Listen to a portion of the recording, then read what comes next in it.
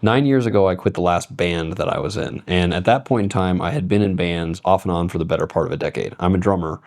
And so I've spent a lot of time with a group of dudes trying to build one thing and push it forward, over the course of 2 to 5 years.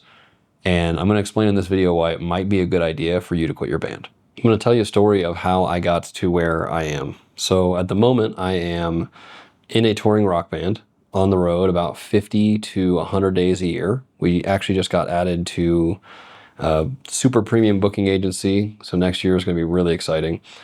I have produced songs that have streamed over 60 million times. I build automated light shows. I do a ton of stuff with playback engineering, pre-production for tours, and I have tour managed and stuff like that. We're going to go back in time. In 2009, I met a guy and we started an electronic rock project. And this project, really we had high hopes for the production side of things. We wanted it to be an audio-visual experience. Little did I know that this would shape the entire rest of my music career now that I've learned how to produce light shows and stuff like that.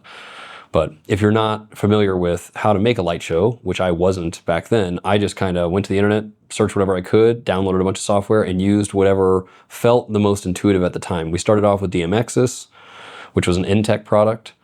I found MPC, which was a Martin product, but all of that aside, we eventually found a program called Lightkey, which is actually the lighting software that I still use to this day, which is crazy. At the time, it was a beta program, very early release. So I was talking to the team over there, and they didn't have any time syncing functionality for eighth notes, quarter notes, 16th notes, stuff like that. So a lot of their beat syncing was like BPM dependent, but it wasn't able to be subdivided, So it was very strange. So I was photoshopping the types of menus that I wanted inside Lightkey over a decade ago and saying like, could you please build this slider? And what's crazy is when they finally did implement it in version, 1 or 2, they did actually put in a very similar slider to the way that I wanted it. They ended up changing it in future versions. Now it's a little bit better, honestly, in my opinion. But all that to say is I started using a program, didn't know anything about it. It wasn't behaving the way I wanted to. It happened to be a small German company, and I reached out to them and said, hey, I can't be the only person out here that wants this type of functionality. So fast forward, we start building automated light shows. We ended up building a fully automated production with the backing tracks, channel change, automated patch channel changes for guitars and vocal effects and everything like that. And then that project essentially went on permanent hiatus. I started playing drums with a good friend of mine in an electronic project and really got familiar with the SPDSX. And so learning how to put the samples on the pads, how to level the pads.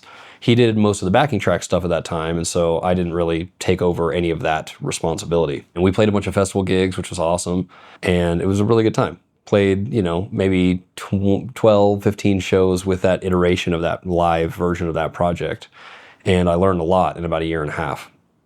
And then I essentially stopped being in bands for a while. I started learning how to produce music. I taught myself how to use Ableton. A lot of my friends used Ableton. I was actually a Logic Pro guy. I loved Logic, but I wanted to get off Apple. This is before all the Apple silicon, so of course I get off Apple right before they release, sweet ARM processors that are actually good to use for the first time in like a decade. Those Intel Macs were awful. At least a bad, price to power situation. You could buy a way better PC for half the cost.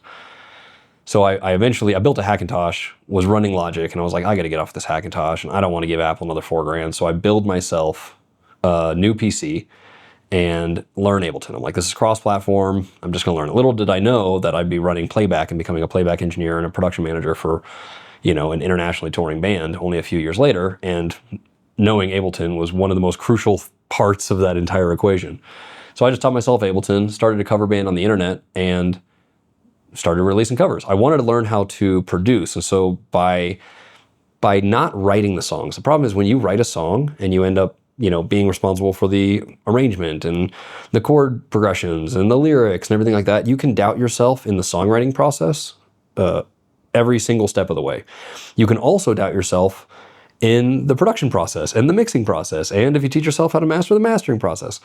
And I realized very quickly that I didn't want to doubt myself while learning the skill of being a high-level producer. I wanted to be a producer in the top 1%. I wanted to get, over 50 to 100 million streams which will probably breach 100 million streams next year, if not the year after. So learning that skill to me was super important, and I felt like doing songwriting and the production at the same time, I would just not release anything, So I put out a bunch of covers, put out 12 songs in about 3.5 years, and that project's doing great streaming wise.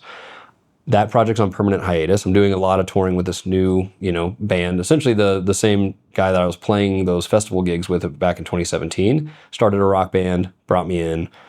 So we're doing the rock band thing, which is really all I wanted to do. I wanted to play in a rock band, but after spending years learning how to do automated light shows and playback and, high levels of production and, this audio visual thing that, pieces of the puzzle I didn't quite realize would play into my professional development 15, 12 years ago are now the centerpieces of everything that I do in order to make the role that I fit in possible for me to do it. I say all this to say, if you are at a place in your music career where you are, playing the same venues, playing the same shows, in a stagnant project, you've done some social media, but you're not really getting there quite yet. You may be actually in a partnership agreement with 2 to 4 other people in a band. It may be worth beginning the process of, developing your own skills on the side, because 5-10 years from now, the project that you're in might not be the project that gets you to your ultimate goal. If your ultimate goal is to tour and play, shows, be on the road, build productions, write songs, produce music, all that stuff, you may be better suited joining an existing team, somebody that's already doing that needs these skills to be fulfilled in their team, but you currently don't have them. But if you spend the next, 1 to 5 years learning how to produce music, mix music, run backing tracks, build out backing tracks, build automated light shows, all that stuff, you can actually slide into a role that might not be available right now, but could become available to you in the future.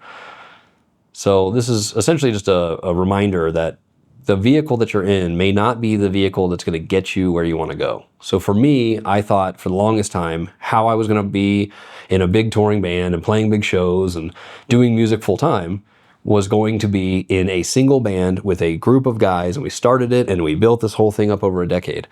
And at least for me, that wasn't the case. And I've seen with a lot of people that's not been the case. And there's been a decline in bands. And by bands, I mean a partnership agreement between multiple people. Generally speaking, a lot of what's happening now is a single person who's either the songwriter or the producer or both, and they hire live players, right? And that could be you. You could be the person who's writing the songs, producing the songs, mixing the songs, mastering them or sending them out to be mastered. That could be what you actually end up doing, which might actually be the best answer for you. But if you don't learn those skills, you're not going to get there. And vice versa. That might not be you. You might be better suited to do what I'm doing, which is play drums in someone else's band, play songs that I didn't write, play songs that I have no royalties on, I get no money from that project in perpetuity. But I build out this live production, I build out live backing tracks, the light shows, everything like that. That allows me to do what I want to do while still making, good money, doing the thing that I'm trying to do, but I didn't build it. And honestly, it's not something that I'm trying to do right now. I really don't want to be the person responsible for the entire project, which in the past, I've been in these band situations, but realistically, I didn't want to be the person that had to make all the decisions for that. Now, I've done that with the streaming project that I was working with and doing other stuff like that. I have been the creative director and in charge of the forward movement of that project. But, sometimes it's kind of nice when someone's like, hey, I need these backing tracks done, build lights for these, show up at this date, let's go play these 45 shows. Sounds great.